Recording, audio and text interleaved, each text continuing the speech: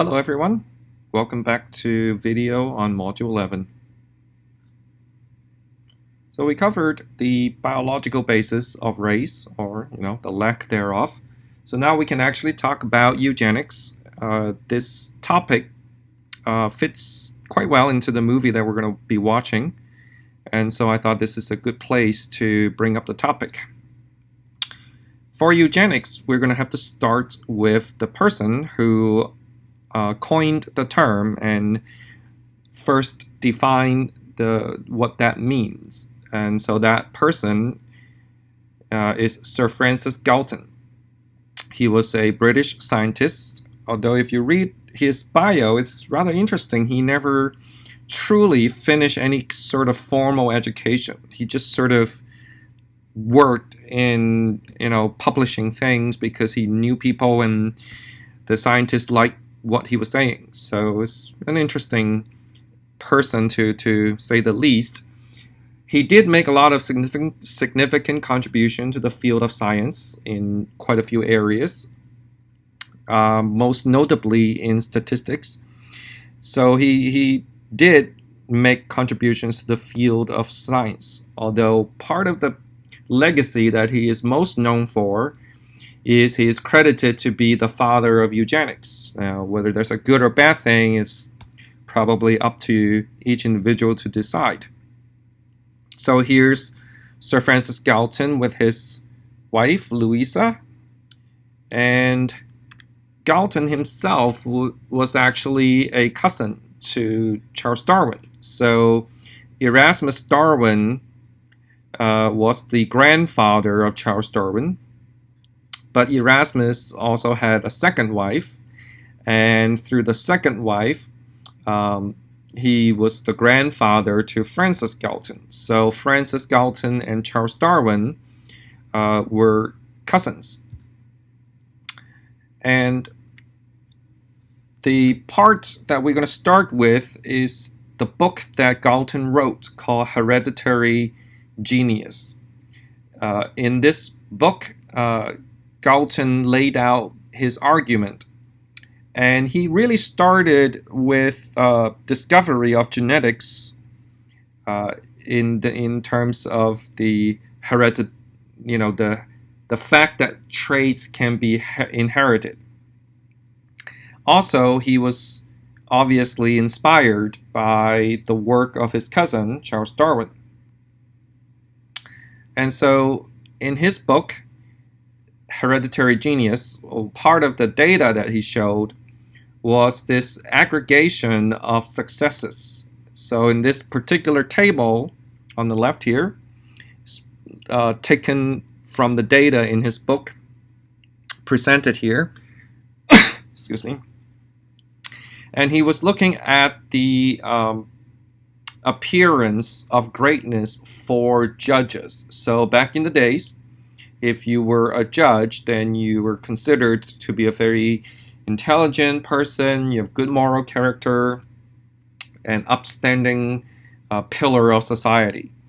And so he looked at the relatives of the judges, and then he looked at how successful those relatives are.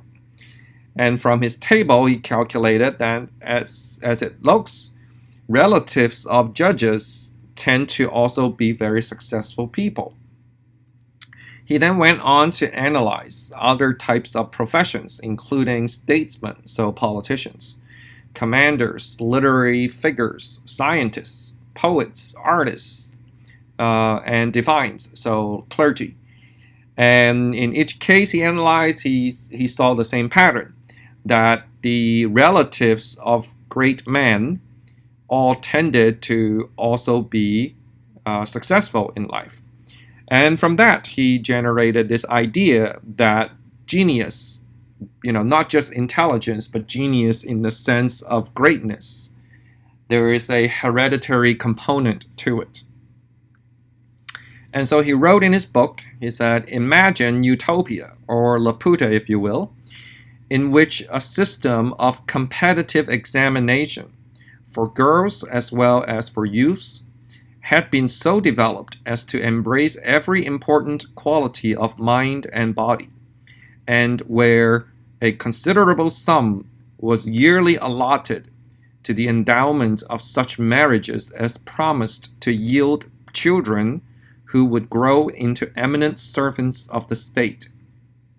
10 young men and 10 young girls would be chosen each year, and the sovereign herself would give away the brides in Westminster Abbey at any marriages between them that might be agreed. Each of the couples will be given £5,000 as a wedding present, and the state would defray the expenses of maintaining and educating their children.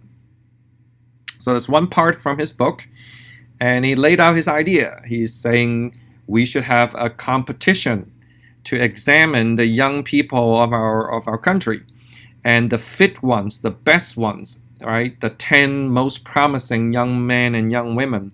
They should be given the opportunity to marry each other if they want, and if they do, then their marriage should be celebrated by the sovereign. So that means the queen, and their wedding should be carried out in the Westminster Abbey. Now, for those of you who don't know, Westminster Abbey is the typical location for royal weddings.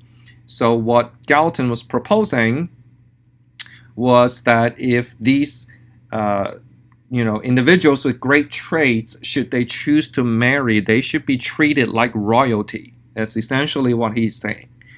That the potential for greatness trumps aristocratic lineages, or at least should be treated as equally valid as aristocratic lineages. Now, make no mistake, this was a very radical idea back in the days. It was this idea that inheriting positions of authority could be circumvented, or at least matched by merit. Now, merit in this case, right, defined very narrowly by Galton. Nevertheless, this is a departure from many of his contemporaries. So he's saying individuals who are deemed to be fit, right, if they choose to marry, we should support it, we should celebrate it, and we should give them a financial endowment so they could do well with their children. Which sort of makes you wonder, well, if they're so successful, why would they need £5,000? But that's none of my business.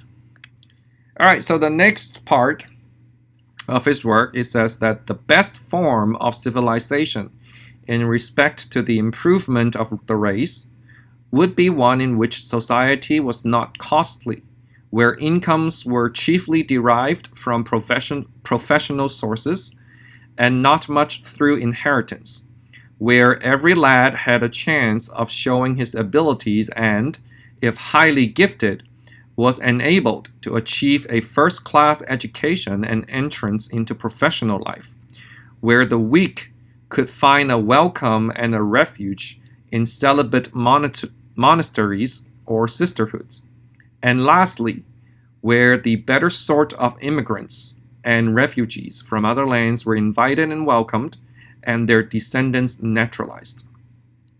So here he is spelling out a vision of a society where the capable people, right, the people with skills and talent and genius are celebrated, they're given opportunities to succeed, and also the people who don't have talent, who need assistance, would have the option to live out their lives in, note this, celibate, right? So they do not reproduce, that they would be given a refuge in celibate monasteries, and also to welcome immigrants with talents, right? So they could benefit the improvement of the race.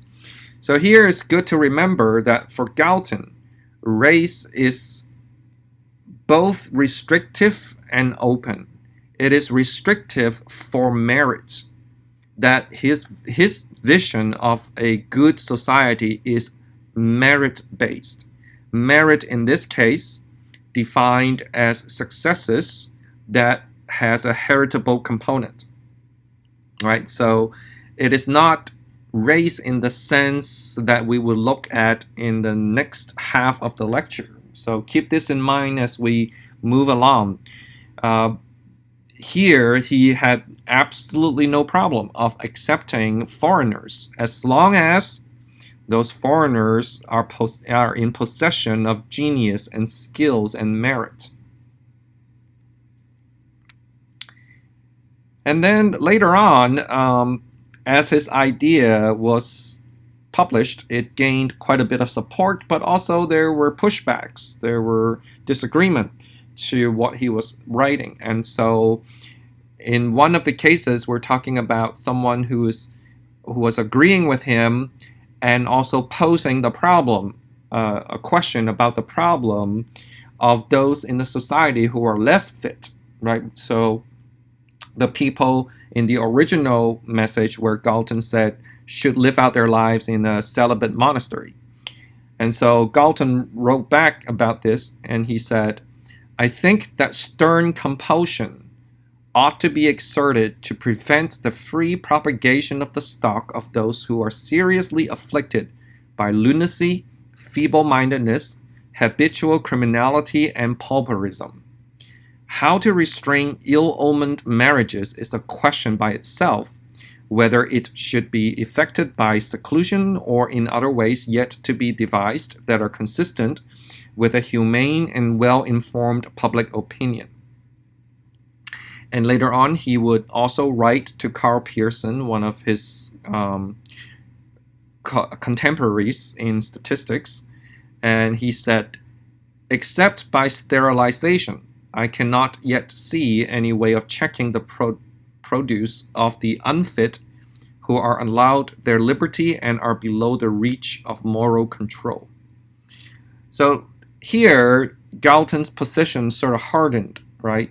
Instead of allowing people to live out their lives in celibate monasteries, he's saying we need stern compulsion for sterilization, right? He said he can't see any other way around it. If we want to avoid the propagation of traits that harm society, we're going to have to do forced sterilization. Pay attention to the traits that he's listing: lunacy, feeble-mindedness, habitual criminality, and pauperism. Pauperism, if you're not aware, that's basically mean you're in the state of being poor. So back in the days in England, they have this thing called the workhouses. The workhouses are for people who owe money who can't pay back, and then they would be sent to the workhouses where they will do labor of various sorts to pay off the debt that they owe. And so being in the workhouse and being classified as a pauper carried both objective impacts and also a moral impact. So back in those times, your success in life are often seen as rewards of a virtuous and moral life. So conversely, if your life was not successful, if your life was filled with criminal actions and pauperism, then it was taken as a reflection of a flaw in your personality. And so what Galton was talking about here was about how society should respond to individuals whose propagation would actually bring society down. And so if we break it down, we can say that the Galtonian model of eugenics actually has two components. One of them is called positive eugenics. In positive eugenics, we're looking for a way to measure genetic fitness, and then we implement programs to encourage marriage and fecundity of people with desirable traits. So fecundity is how many progenies you produce. And also to encourage qualified immigrants. So in this sense, we are encouraging the improvement of our race, however defined, through these measures of promoting good traits both from within the society and from immigrants.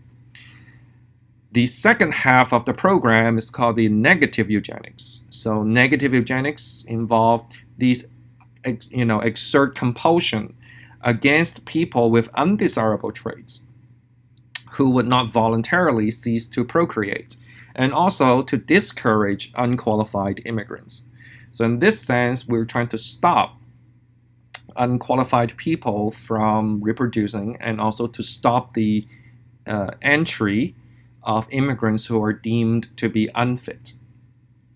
And these two components will be a common element for all other eugenics programs that would come after Galton's proposal.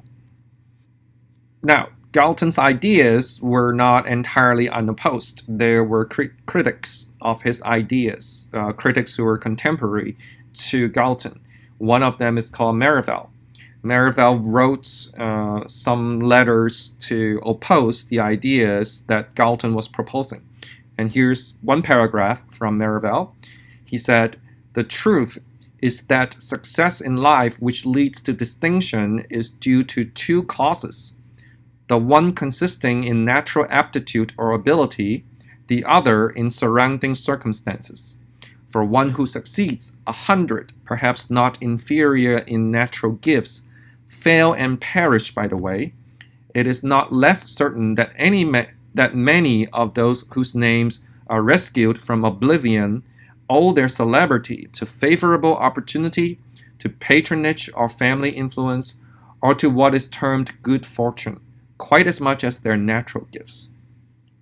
So here Merivale is making the case that having natural talent is only one part of essential component to having a distinguished life. The other part is basically the circumstances, whether you have family connections, whether you have good luck in your upbringing.